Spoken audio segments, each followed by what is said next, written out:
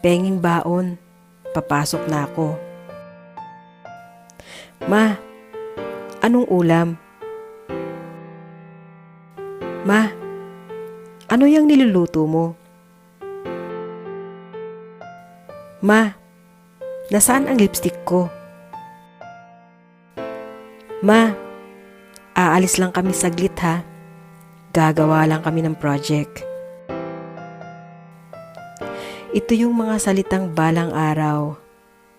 Di mo na masasabi. Yung magigising ka sa umaga dahil sa sigaw ng nanay mo. Yung maiinis ka kasi may ginagawa ka pa, tapos uutusan ka pa ulit.